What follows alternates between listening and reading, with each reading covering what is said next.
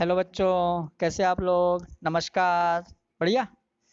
चलिए, तो आज हम आप लोगों के साथ एक बहुत ही इम्पोर्टेंट टॉपिक डिस्कस करने वाले हैं, जो है हमारा मॉलिक्यूलर वेट। हम जब न्यूमेरिकल करते हैं तो इनकी बहुत ज़रूरत पड़ती है, तो अब आप लोग हेडिंग डाल दीजिए molecular weight and equivalent weight. Equivalent wait.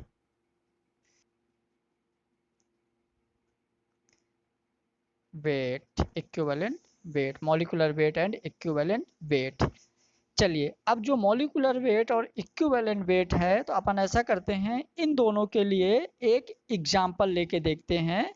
सबसे पहले लिख दीजिए मॉलिक्यूलर वेट, और उसका आप लोग मॉलिक्यूलर वेट को हम एग्जाम्पल लेते हैं, और एग्जाम्पल में हम सबसे पहले ले लेते हैं वाटर।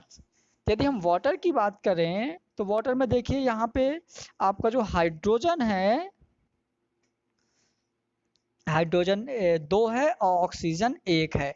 तो दो हाइड्रोजन मतलब देखिए हाइड्रोजन का 2 × 1 प्लस ऑक्सीजन का 1 × 16, तो कितना हो गया? 2 1 2 और 16, तो 16 प्लस मतलब ये हो गया हमारा 18। 2 + 16 = 18, तो मतलब वाटर का मॉलिक्यूलर वेट हो गया हमारा 18।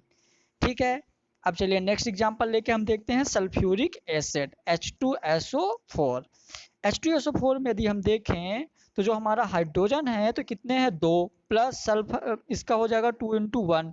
सल्फर कितना है? 1, तो सल्फर 16 × 1 एक है, तो ये हो जाएगा 1 है ना। सल्फर सॉरी 32 होता है सल्फर का। फिर होगा हम देखें ऑक्सीजन, तो 4 × 16, ऑक्सीजन को होगा 16, तो 4 × 16, तो हो जाएगा ये हमारा 232 प्लस 16 चौको 64, 64, तो हमारा हो जाएगा 32 और ये 98 है ना। तो हमारा हो गया सल्फ्यूरिक एसिड का मॉलिक्यूलर वेट कितना? 98 हो गया। ठीक है। नेक्स्ट एग्जांपल यदि हम आप लोगों के साथ डिस्कस कर रहे हैं तो हमारा एग्जांपल नेक्स्ट एग्जांपल होगा यूरिया। यूरिया का फार्मूला होगा NH2CO NH2। ठीक है, ये हो गया हमारा यूरिया का फार्मूला। उसके बाद यदि हम देखें कि यूरिया में नाइट्रोजन का मतलब यूरिया में मॉलिक्यूलर वेट जो यूरिया का है, तो यहाँ पे देखिए नाइट्रोजन कितने हैं? 2 नाइट्रोजन हो गए है ना, एक ये, तो हमने लिख दिया 2 नाइट्रोजन, मतलब 2 × नाइट्रोजन को होता 14 है ना। उसके बाद देख लीजिए आप नाइट्रोजन के बाद यूरिया में हमारा देखो यूरिया को होता है टोटल 60, तो सबको आप जोड़ दो 28 4 12 और 16, तो आपका हो जाएगा 8 4 12, तो ये हो गया आपका टोटल 60। तो यूरिया का मॉलिक्यूलर वेट हमारा कितना हो गया बेटा? 60। तो ये लिख दीजिए आप लोग यूरिया का मॉलिक्यूलर वेट 60।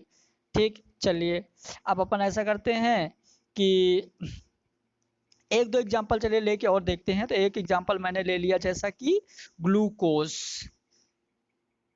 क्या ले ले अपन? एक एग्जांपल ले लेते हैं, सॉरी एक एग्जांपल ले लेते हैं कैल्शियम कार्बोनेट।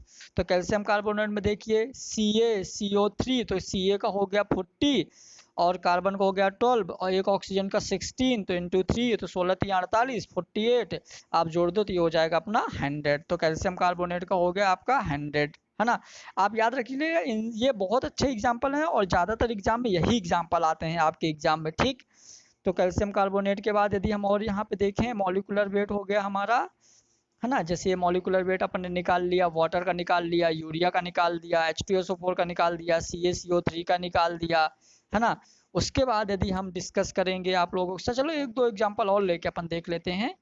जैसा कि एक एग्जाम्पल अपन ले लेते हैं, जैसा कि हमने एक और एग्जाम्पल ले लिया ग्लूकोज। क्या ले लिया? ग्लूकोज। ग्लूकोज में अपन देखेंगे जैसे कार्बन 6 × 12, तो कितने हो जाएंगे? 12 × 72। ठीक है। फिर हाइड्रोजन ले लेते हैं 1 × 12, तो ये हो जाएगा हमारा, हाँ ना, तो हो जाएगा 1 × 12, तो ये हो जाएगा हमारा 12। जैसे कि देखिए यहाँ ऑक्सीजन कितने हैं? 6, तो 6 × 16, तो 6 × 16 हो जाएगा 96। तो टोटल आप ऐड कर दीजिए 2 2 4 10 10 की 0 7 1 8 1 9 9 9 18 180। तो आपका हो गया ग्लूकोज का मॉलिक्यूलर वेट कितना हो गया? 180। इसके बाद कुछ और अपन, आप एक काम करिए, कुछ मैं आप लोगों को एग्जांपल दे देता हूं। जैसा कि एग्जांपल है सुक्रोज है ना, C12H22O11 है ना। तो ये हो गया हमारा सुक्रोज का फार्मूला। तो सुक्रोज का मॉलिक्यूलर वेट आप कैसे निकालोगे? तो आप एक काम करिए, कुछ आप लोग होमवर्क कर लीजिए। जैसे कि मैं इसको आपको दे देता हूँ होमवर्क, आप इसको ना सॉल्व करके जो कमेंट बॉक्स में आप कमेंट करके ज़रूर बता दीजिएगा कि इसका आंसर क्या होगा। ठीक है, तो कमेंट बॉक्स में आप कमेंट करके बता दीजिए, तभी तो पता चलेगा आपको समझ में कि आया कि नहीं। यदि नहीं आएगा तो नेक्स्ट लेक्चर में हम आपको इसका सोल्यूशन फिर से बता देंगे। ठीक है, चलिए, तो ये हो गया हमारा सुक्रोज। आप लोग यदि चाहो तो मैं आपको 2-4 एग्जाम्पल और दे सकता हूँ, जो आप इनका सोल्यूशन करके कमेंट बॉक्स में कमेंट करके बता सकते हैं। तो जैसे आप कुछ एग्जाम्पल ले लीजिए। ठीक है, एग्जाम्पल फॉर होमवर्क, है ना, एग्जाम्पल फॉर होमवर्क ले लीजिए आप। ड्रॉप इन कमेंट बॉक्स, है ना, आप इनको कमेंट बॉक्स में ड्रॉप कर सकते हैं, फिर बता सकते हैं। यदि आपसे नहीं आता तो इसका सोल्यूशन हम आपको बता ही देंगे। ठीक है, जैसे एग्जांपल ले लीजिए आप H3PO4 ले लीजिए, H3PO2 ले लीजिए, ठीक है, AlCl3 ले लीजिए, NaCl ले लीजिए, बहुत इंपॉर्टेंट है NaOH ले लीजिए, है ना। तो इस तरह से ये आपके 4-5 एग्जाम्पल हैं। इन एग्जाम्पल का आप सारे एग्जाम्पल का जो है मॉलिक्यूलर वेट निकाल के आप कमेंट बॉक्स में ड्रॉप कर लीजिए, ड्रॉप कर दीजिए। मैं चेक कर लूँगा, यदि आपका आंसर सही होगा तो मैं बता दूंगा, नहीं होगा तो हम उसको सही करके आप लोगों के साथ फिर से डिस्कस कर लेंगे। ठीक है, चलिए, अब ये हो गया हमारा NaOH का मॉलिक्यूलर वेट 40 होता है। इसका आंसर मैं आप लोगों को बता दे रहा हूँ, एक आप इसको सॉल्व करके चेक कर लीजिएगा ज़रूर। ठीक, अब हम उसके बाद देखेंगे इक्विवेलेंट वेट। तो अब आप लोग हेडिंग डाल दीजिए इक्विवेलेंट वेट। इक्विवेलेंट वेट का जो फार्मूला होता है तो हो जाएगा equivalent weight equal to molecular weight divide by balance factor. इसको आप लोग अच्छे से नोट कर लीजिए कि इक्विवेलेंट वेट होता है हमारा molecular weight divide by balance factor. इसको आप MTR कर लीजिए, MTR। ठीक है, इसका मतलब मुझे तो रटना है, आप इसको रट लीजिए अच्छे से। तो इसको आप लोग MTR कर सकते हैं। उसके बाद जो हमारा इक्विवेलेंट वेट होता है वो होगा molecular weight divide by balance factor. तो सबसे पहले मैं एक आप लोगों के साथ क्वेश्चन डिस्कस करते हैं इसका लेके, और क्वेश्चन से हम थ्योरी पढ़ लेंगे। तो calculate the equivalent weight of sulphuric acid. Equivalent weight of sulphuric acid मतलब आपको सल्फ्यूरिक एसिड का इक्विवेलेंट वेट कैलकुलेट करना है। ठीक है, चलिए, तो इसका हम अब आंसर देखते हैं आप लोगों के साथ क्या होगा। तो आंसर देखिए, सल्फ्यूरिक एसिड का फार्मूला होगा H2SO4। ठीक है, तो H2SO4 इसका सॉल्यूशन देखेंगे तो equivalent weight equal to molecular weight divide by balance factor. तो हमारा जैसे हम देखें तो equivalent weight equal to molecular weight divide by balance factor. तो सबसे पहले हम देखेंगे बैलेंस फैक्टर क्या होगा। मॉलिक्यूलर वेट तो 98 होता है, तो मैंने मॉलिक्यूलर वेट की जगह 98 लिख दिया। अब इसका बैलेंस फैक्टर निकालेंगे कैसे? तो बैलेंस फैक्टर के लिए अपन ऐसा करते हैं, एक ट्रिक देखते हैं डायरेक्ट, है ना। तो डायरेक्ट ट्रिक हम देखते हैं बैलेंस फैक्टर कैलकुलेट करने के लिए। तो आप लिख दीजिए direct trick for balance factor. Balance factor की डायरेक्ट ट्रिक क्या हो जाएगी? तो इसमें अपन ऐसा करते हैं, ट्रिक देखते हैं, total number of positive ion और total number of negative ion is called, मतलब बैलेंस फैक्टर। मतलब कि किसी भी एलिमेंट्स, किसी भी कंपाउंड्स में कितने टोटल पॉजिटिव आयन है, कितने टोटल नेगेटिव आयन है, वो हमारा कहलाएगा बैलेंस फैक्टर। मतलब नंबर ऑफ पॉजिटिव आयन और नंबर ऑफ नेगेटिव आयन, वो होगा हमारा बैलेंस फैक्टर। चलिए, अब हम जैसे H2SO4 को ब्रेक करते हैं, तो H2SO4 करिए, ब्रेक करिए, क्या आ रहा है आंसर? नहीं आएगा आंसर? करिए करिए करिए, हो रहा है, वेरी गुड। नहीं हो रहा, देखिए 2H plus plus SO4 minus 2। अब यहाँ पे हम देखते हैं किसमें कितने नेगेटिव हैं, किसमें कितने पॉजिटिव हैं। तो यदि हम H प्लस आयन की बात करते हैं तो H प्लस आयन में क्या होगा, देखिए +1, इधर सल्फ्यूरिक SO4 में -2। तो H प्लस में देखिए 2 और, है ना, 2H प्लस, यहाँ 1O-2।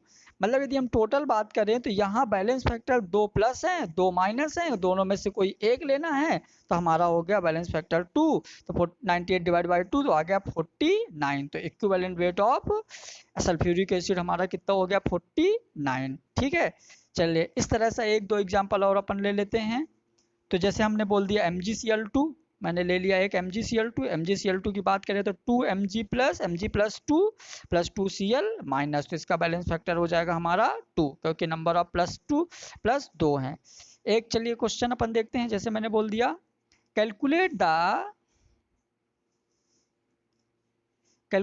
The balance factor of NaOH।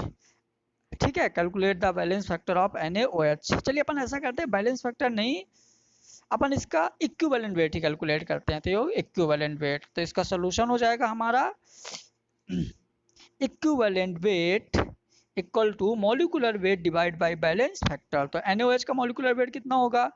तो NaOH का मॉलिक्यूलर वेट की यदि हम बात करें तो सोडियम को होता है 23, हाइड्रोजन का 1, ऑक्सीजन का 16, तो होगा 23, 16 और 1 तो 40 डिवाइड बाय बैलेंस फैक्टर कैसे निकालेंगे? तो आप चलो NaOH को ब्रेक कर दो, तो हमारा हो जाएगा Na, बहुत इजी है, तो Na प्लस